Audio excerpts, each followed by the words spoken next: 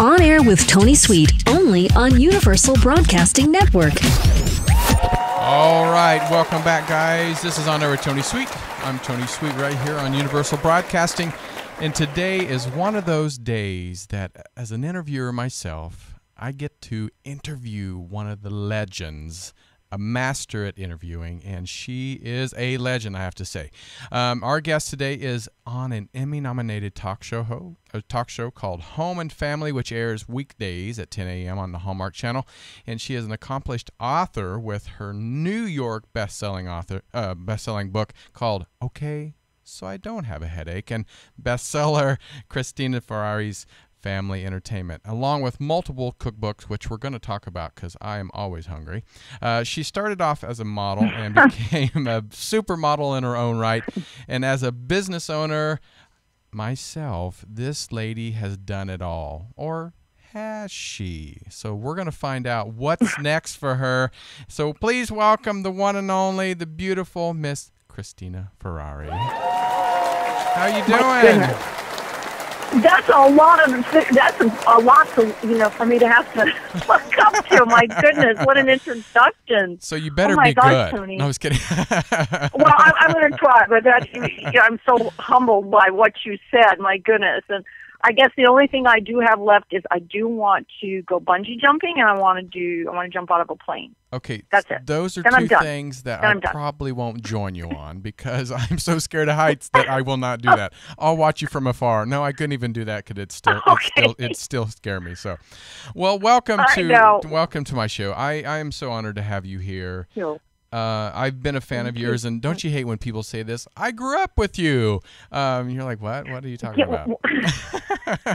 I get crazy like that when someone comes up to me and they're like 74 and they say, I grew up with you. And I go, oh, no. But I'm so happy, because it's like, I used to watch you on TV and I'd go, really? Okay. It's like, no, but I'm very, very, again, I love it when people come up to me, and they do all the time, especially in the grocery store, which I love because it always takes me like 2 hours because I end up giving recipes and talking, and it's my passion, cooking and talking. So I ended up on the perfect show for that. That's for sure. Well, this will lead me into what I want to talk about, because Home and Family it's really a combination of everything you love to do. You get to interview amazing people. You get to show your skills in the kitchen, and you get to work with a very handsome man. And so there's so there's so many aspects to what you do that must be like a dream after all these years to still be doing what you love to do. Well, let's start with the very handsome man. Let's go. That's Mark Steinis. Right. Yeah, and it's like he is just the best. I always say that, I've had the most wonderful partners, from Steve Edwards to AM Los Angeles and Regis Philbin. And I even had the opportunity to do Good Morning America with Charles Gibson. And I have loved them all, but I have never been in love with anyone.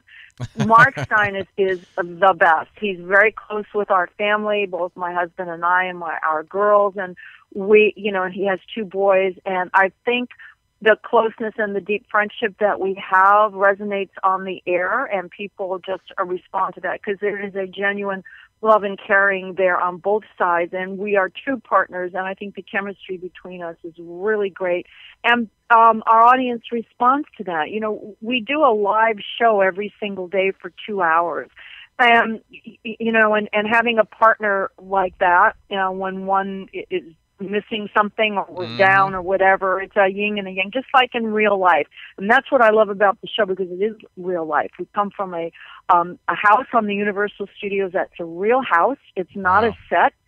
And it's a working house, from the garage to the laundry room to the family room, and anything that will go wrong in your life or in a house will happen right there live for 2 hours on our show. And we either fix it or it goes perfectly for the day, and we invite celebrities, we have musical performances, we cook, we do DIY projects, and people join us every day just to come in and visit our home and see what we're doing. And our guests that come, when they come for a segment, they never leave. They stay. They don't want to go. They're still there. So They're nice. washing dishes. I love it. They're still there.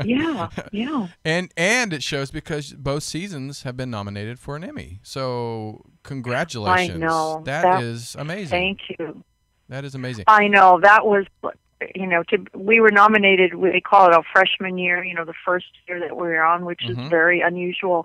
And we were nominated, and then we received another one last year. And, hopefully, I'm so glad that people are responding to the show the way they are. And so hopefully we'll just keep right on doing it. And I like to think that we're like the Susan Lucci of daytime. How funny. We were nominated, we didn't win, but it's great. It really is great to be recognized that way. So we're very humbled and happy about that. But don't you just get tired? So come on, you're like, just give me the Emmy. Come on.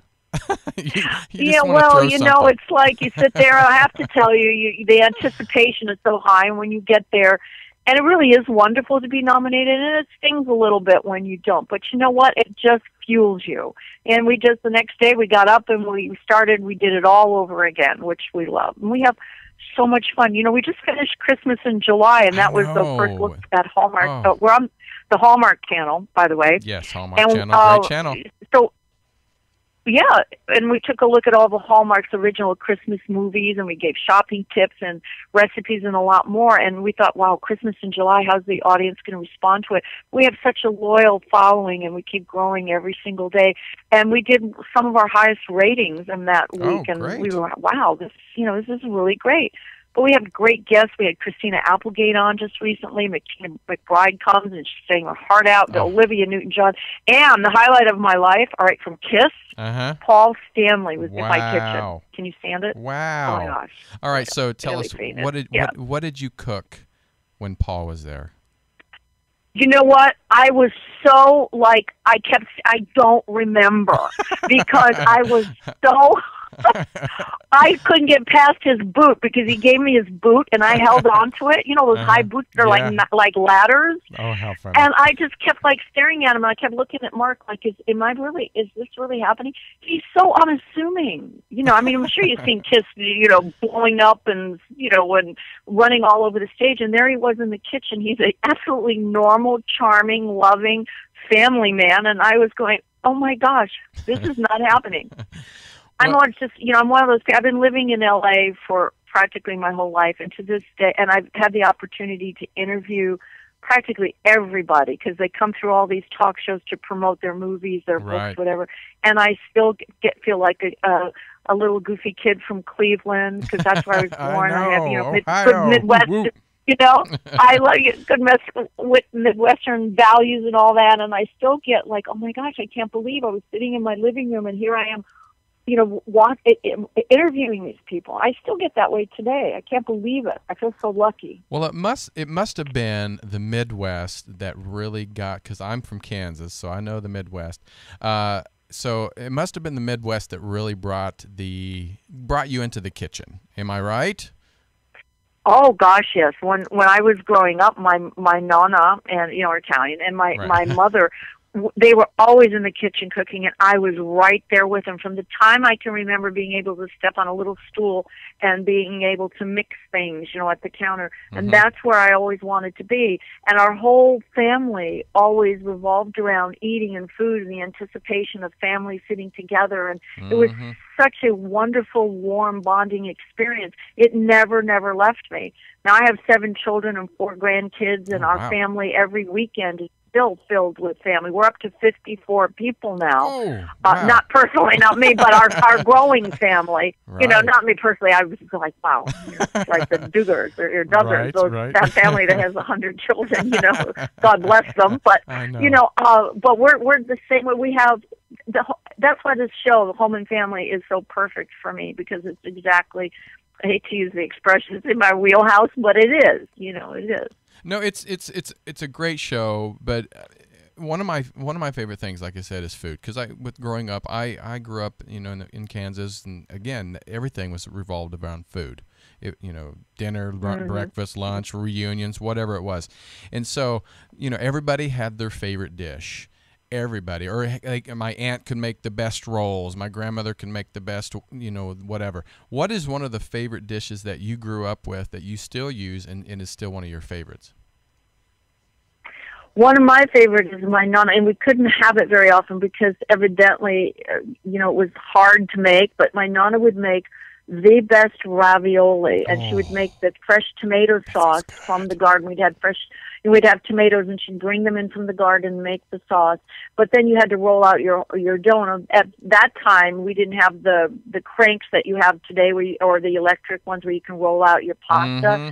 And so that was always my favorite, and I loved the filling. And as I grew up, though, and I started doing cookbooks, I thought, how can I make this easier for women who don't have time to be able to mix the dough and roll it out? So I use wontons, and now because everybody's vegetarian or whatever, they're vegan, I'll make it with a different filling. They're all different types of fillings. But whenever I make raviolis today, it reminds me of those happy times in the kitchen with my sister and my brother, and we would take these little fluffy pillows, and my nonna would, on the bed, she would put a fresh sheet, and we had to put them on the bed. And I'm very anal, so I would put them like perfect, so it would be like in a perfect row. And, I could just remember, and it was so happy. Music, my father would play Tony Bennett or opera in the background. Oh, how funny. That's what I remember. I remember music and family and just laughter all the time. And I think that's what it really shows. Oh, I'm getting very nostalgic. Oh, I know, starting but to cry now. Well, don't. That's Yeah, not good. I'm not. No, I'm not Barbara Walters. I'm fine. Yeah, I'm not Barbara Walters. I probably won't Okay. cry. Well, you have worked with some of the greats, and like you said, you also got to work with Oprah, and you still do with OWN. How did that come about, and what was it like to be a part of her empire? Well, first of all, she's probably the most extraordinary person I've ever met. And I met her when I wrote the book, Okay, So I Don't Have a Headache. And I went on her show with it because it was at the time when people weren't talking about loss of sexual desire, menopause, whatever. But before I came on the show, they did research, and they found out that women as young as 18 to 34, which was the largest demographic in their research, that had loss of sexual desire. So it became my mission to find out what was going on. And we just found out that basically stress, when you're going to college, when you're starting a family, after you have a baby, whatever, all the way up through your whole life. So anyway, she was fascinated by that subject. And I remember going on. I've had years of experience on talk shows. I'm waiting in the wings all by myself to go on, thinking, oh my gosh, I'm going to walk through the looking glass and meet probably one of them, an icon.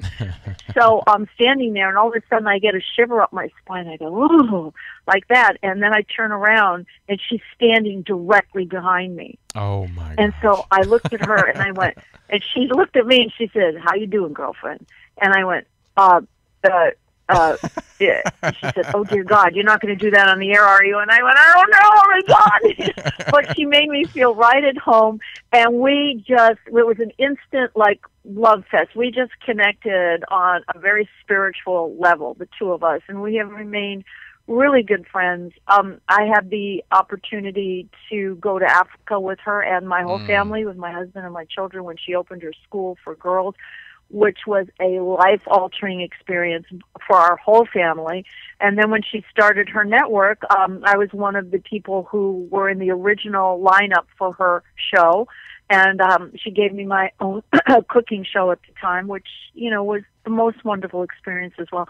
And she has remained, in my eyes, one of the most extraordinary human beings that I have ever had the honor to meet.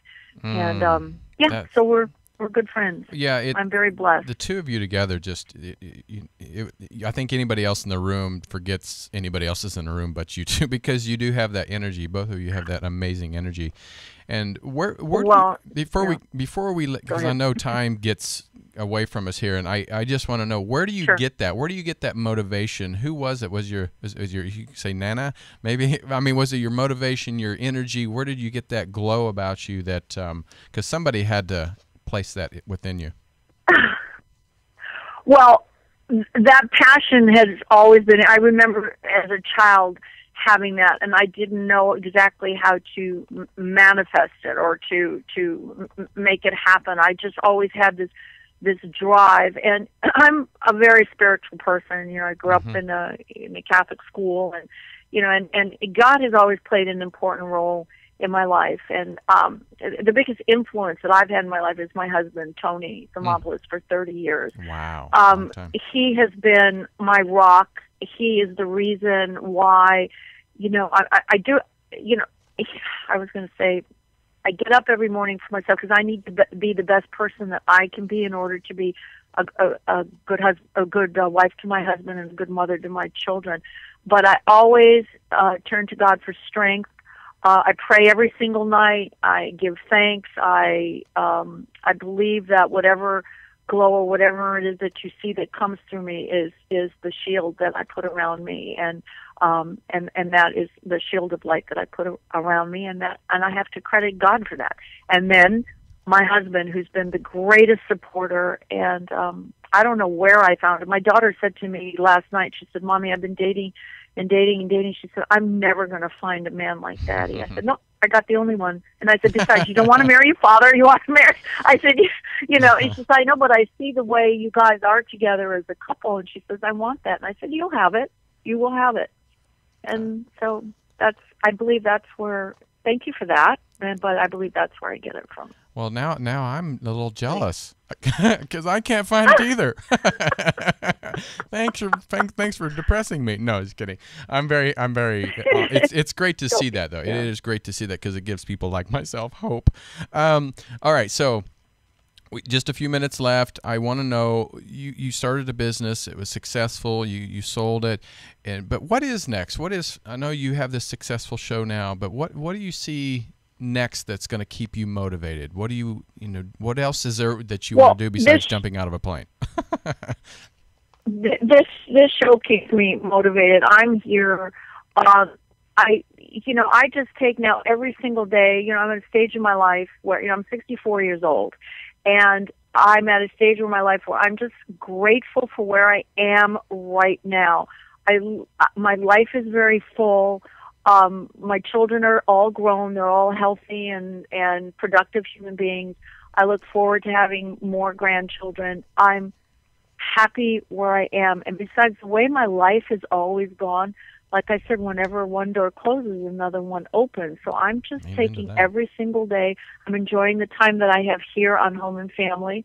This has been the best gig of my life right now. I did the first incarnation about 15 years ago when we were first on the air. Then it went away for 15 years, and now it's back again.